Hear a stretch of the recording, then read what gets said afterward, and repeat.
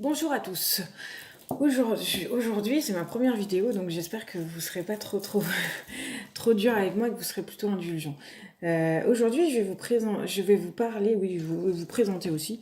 Je vais vous parler du quartz rose. Comme son nom l'indique, c'est un quartz qui est rose.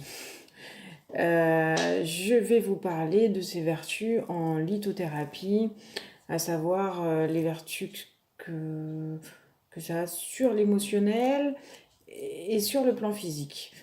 Il faut savoir que le quartz rose est une pierre d'amour et une pierre d'amour de soi.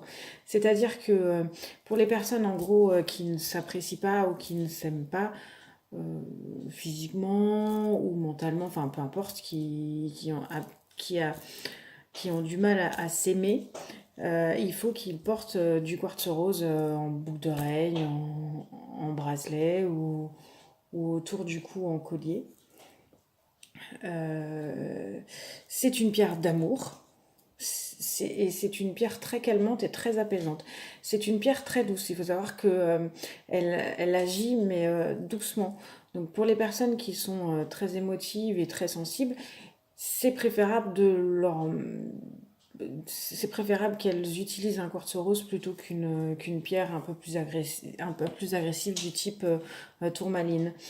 Le quartz rose, comme je l'ai dit tout à l'heure, c'est une pierre contre le stress.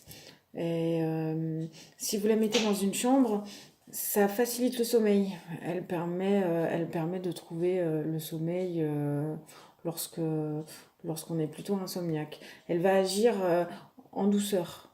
Toujours. De toute façon, le quartz rose agit toujours en douceur. Si vous le portez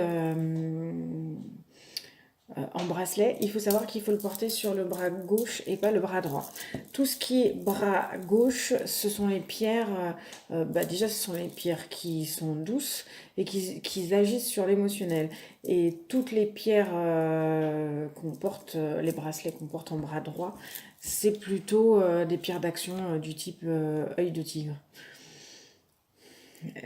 C'est une pierre aussi qui va aider les enfants pour les enfants qui sont très hyperactifs ou agités. Faut que ces enfants-là portent un collier quartz rose. Alors c'est une pierre aussi qui apportera la confiance.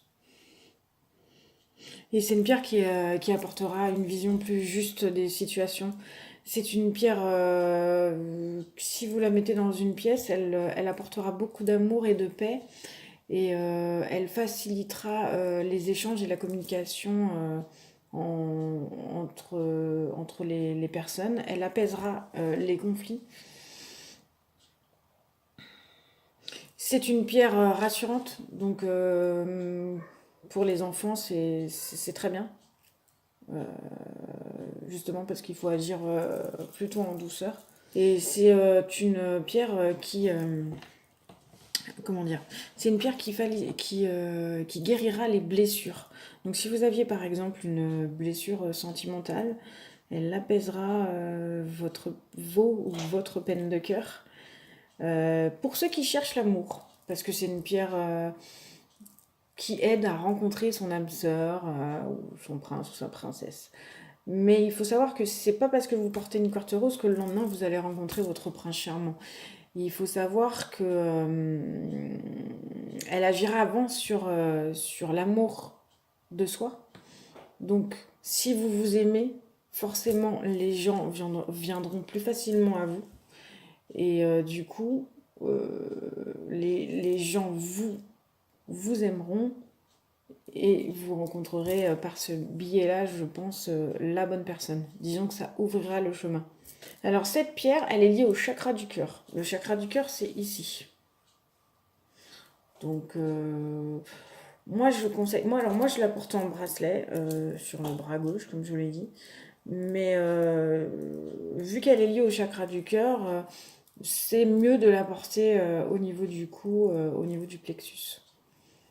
Alors c'est une pierre qui aide à réparer les traumatismes qui sont liés au passé. Donc divers traumatismes.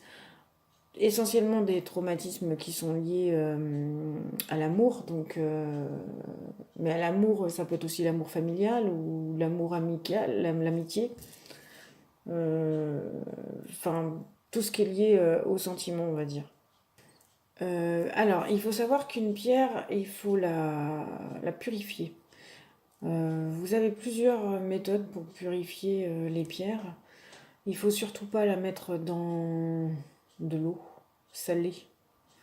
Évitez, mettez-la éventuellement dans de l'eau, prenez de l'encens et passez-la dans la fumée d'encens.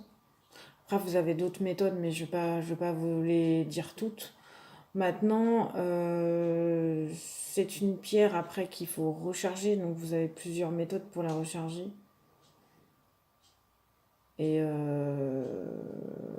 éviter la lumière du soleil trop...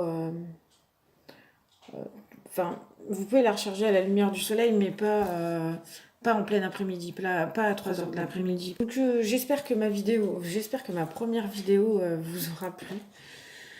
Je vous dis à très bientôt pour ma prochaine vidéo. Donc je pense que la prochaine pierre sera la métisse. Donc je vous dis à très bientôt.